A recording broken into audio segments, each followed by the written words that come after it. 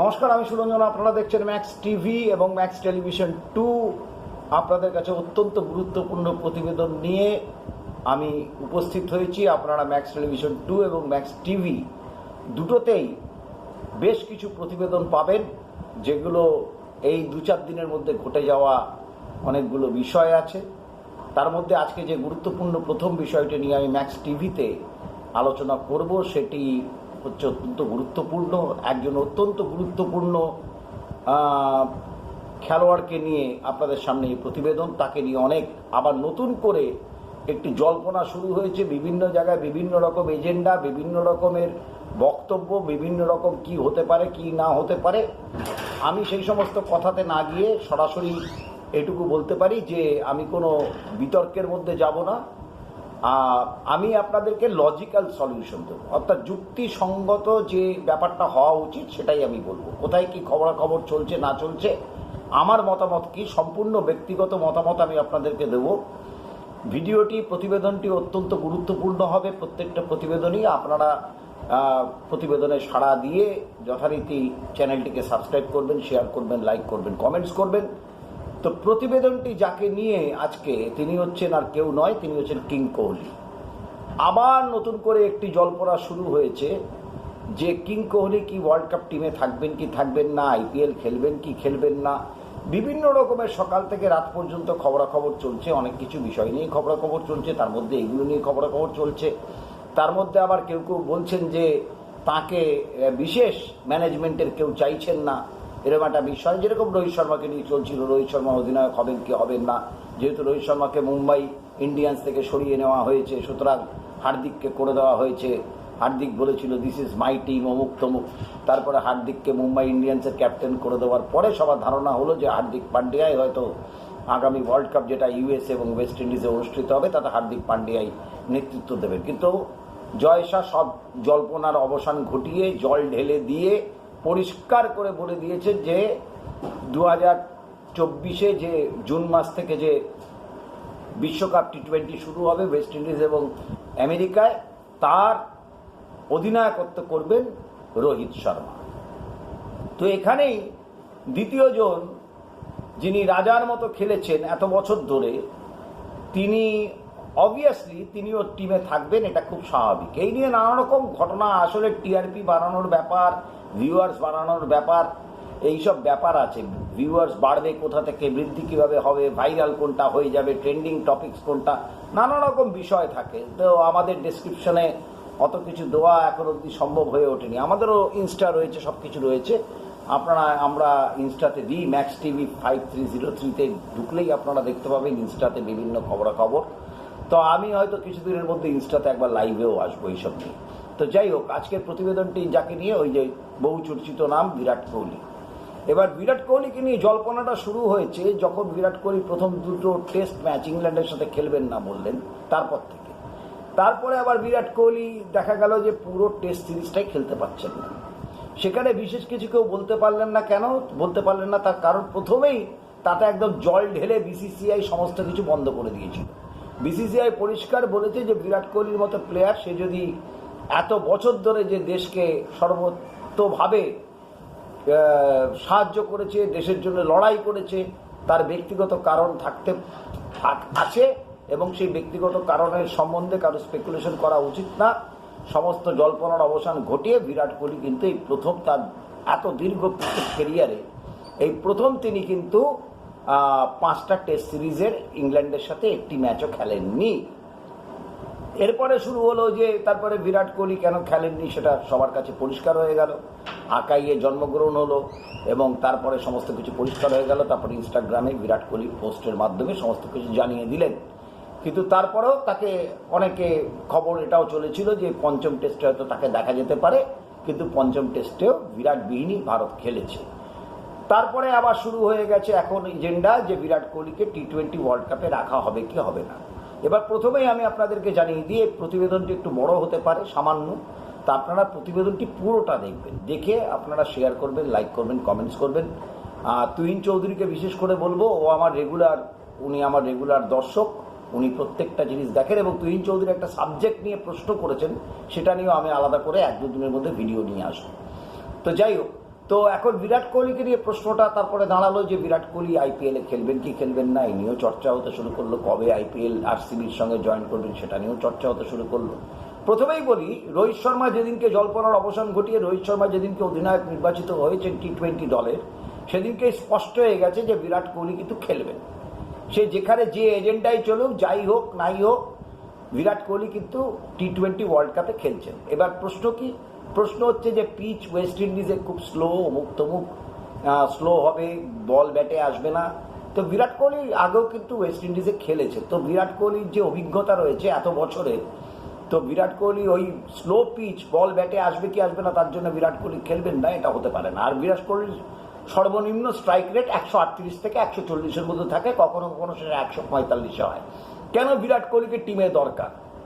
তার কারণ হচ্ছে নতুন প্রজন্মের বহু ছেলে এবার চান্স পাবে টি-20 ওয়ার্ল্ড কাপে, এটা খুব পরিষ্কার। এবং টি-20 ওয়ার্ল্ড কাপে নতুন এবং প্রবীণ অভিজ্ঞ এদের সংমিশ্রণে টিম তৈরি হবে। তাতে দুটি নাম অতি অবশ্য করে থাকবে, রোহিত শর্মা এবং বিরাট কোহলি। বাকিরা ইন্টারচেঞ্জ হতে পারে, হবে না, সেটা নিয়ে পরবর্তী সময় আসবে।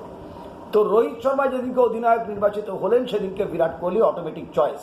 সুতরাং বিরাট কোহলিকে নিয়ে যে জল্পনা চলছে, আপনারা যখন টিম ডিক্লেয়ার হবে আইপিএল এর পরে 1 মের মধ্যে টিম ডিক্লেয়ার করতে হবে এবং তারপরে 25 তারিখের মধ্যে টিম চেঞ্জ হতে পারে।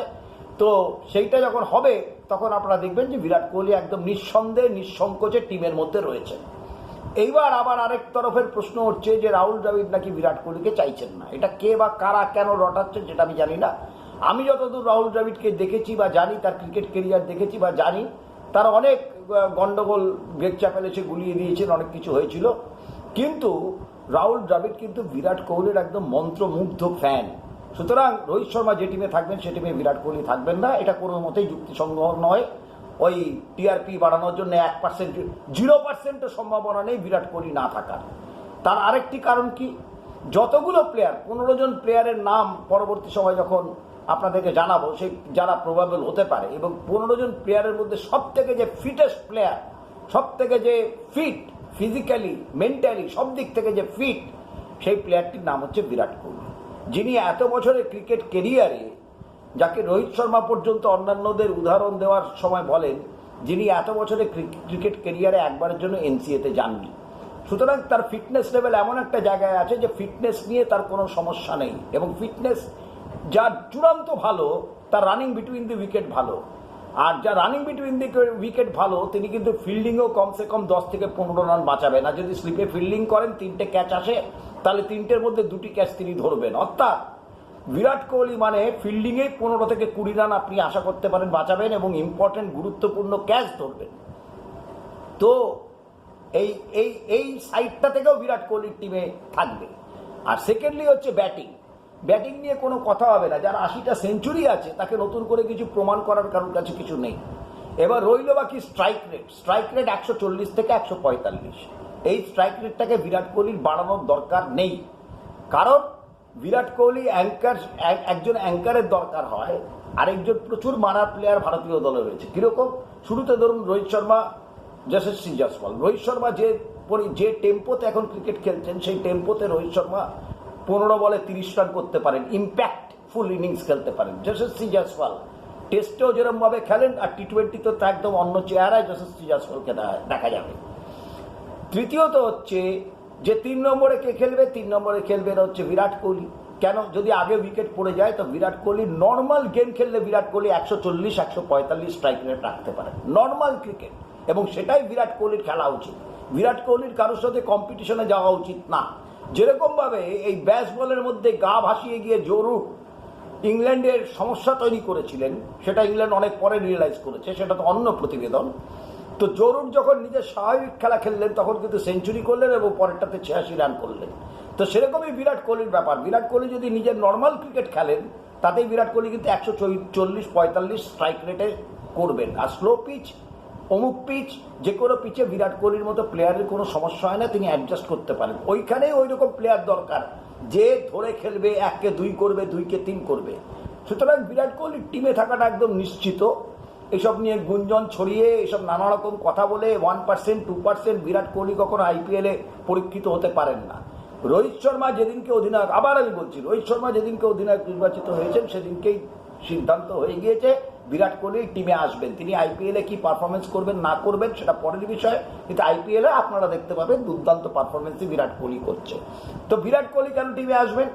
এক হচ্ছে তার সেই এগ্রেসিভ মনোভাব, মাঠে থাকা বিরাট কোহলির পক্ষে, এবং ডাগআউটে বিরাট কোহলি রোহিত শর্মাকে থাকা মানে, রোহিত শর্মা থাকা মানে সেটা অপোনেন্টকে একটা প্রেশার ক্রিয়েট করে, এটা হচ্ছে এক।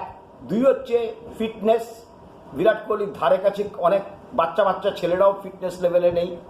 তিন হচ্ছে বিরাট কোহলির ফিল্ডিং। চার হচ্ছে বিরাট কোহলি রান যেরকম বাঁচান সেরকম গুরুত্বপূর্ণ ক্যাচ, এটা হচ্ছে একটা দিক। আর ব্যাটিং তো আছেই। সুতরাং সব মিলিয়ে বিরাট কোহলি টিমে থাকছেন। তো এই নিয়ে যে গুঞ্জন চলছে বা যে সমস্ত কথা চলছে সেগুলো যে একদম কোনো এর গুরুত্ব নেই এবং এর কোনো কিছুই নেই সেটা বোঝাই যাচ্ছে। এবং রাহুল দ্রাবিড় বিরাট কোহলির বিরোধিতা করছেন এটা আমি বিশ্বাস করি না। অজিত আগারকার যথেষ্ট দক্ষতার সঙ্গে সিলেকশন কমিটির চেয়ারম্যান হওয়ার পর থেকে দক্ষতার সঙ্গে টিম নির্বাচিত করছেন, নতুনদেরকেও টিমে নিচ্ছেন, পুরনোদেরকেও টিমে নিচ্ছেন। তো নতুন এবং পুরনোদের সংমিশ্রণেই টিমটি তৈরি হবে এবং পরবর্তী সময় টিম কীরকম হবে সেটা নিয়ে আরেকটা প্রতিবেদন। তবে কিং কোহলি, বিরাট কোহলি যে ওয়ার্ল্ড কাপ টিমে, টি-20 টিমে থাকবেন এবং তিনি যে খেলবেন সে ব্যাপারে আপনারা নিঃসন্দেহ থাকতে পারেন। যেখানে যে এজেন্ডা চলুক, যেখানে যে খবর চলুক, এই খবরগুলোর কোনো গুরুত্ব আছে বলে আমার মনে হয় না। এবং আমার যুক্তিতে বিরাট কোহলি অবভিয়াস চয়েস, যেই মুহূর্তে রোহিত শর্মা ভারতীয় দলের অধিনায়ক নির্বাচিত হয়েছেন। যে এই প্রতিবেদনটি যদি আপনাদের ভালো লেগে থাকে তাহলে আপনারা অবশ্যই শেয়ার করবেন, লাইক করবেন, কমেন্টস করবেন এবং চ্যানেলটিকে সাবস্ক্রাইব করবেন ম্যাক্স টিভি এবং ম্যাক্স টেলিভিশন 2। অনেক ক্ষেত্রে এই প্রতিবেদন হয়তো ম্যাক্স টেলিভিশন 2তেও আপনারা দেখতে পাবেন, ম্যাক্স টিভিতেও আপনারা দেখতে পাবেন, আগে পরে হতে পারে, কিন্তু দুই জায়গাতেই বেশিরভাগ প্রতিবেদন থাকবে। তো এটা হচ্ছে অত্যন্ত গুরুত্বপূর্ণ একটি বিষয় ছিল বিরাট কোহলিকে নিয়ে, যে বিরাট কোহলি খেলবেন কি খেলবেন না। যেখানে যত বড় বড় স্পোর্টস মিডিয়া সূত্রের খবর, অমুক খবর তমুক খবর, যাই খবর চলুক, আমি আপনাদেরকে বলে দিলাম বিরাট কোহলি অবভিয়াস চয়েস এবং বিরাট কোহলি খেলবেন। একান্ত যদি বিরাট কোহলি কোনো পারিবারিক কারণ বা অন্য কোনো কারণে সরে না দাঁড়ান তাহলে হয়তো আপনারা তাকে আইপিএলেই দেখবেন না। এবং বিরাট কোহলি ম্যাচ প্র্যাকটিস ছাড়া কোনো বড় টুর্নামেন্টে খেলতে যাবেন এরকম অজ্ঞতার, এরকম মূর্খের স্বর্গে বিরাট কোহলি অন্তত বসবাস করেন না। তাই কিং কোহলিকে নিয়ে যত রকমের চর্চা হচ্ছে ভালো, কিন্তু চর্চাগুলো কনস্ট্রাকটিভ হোক। আমি বলছি অবভিয়াস চয়েস। আপনারা দেখবেন টিম যখন নির্বাচিত হবে তখন বিরাট কোহলি সেই টিমে রয়েছে। তাই পুনরায় আপনাদেরকে অনেক অনেক ধন্যবাদ।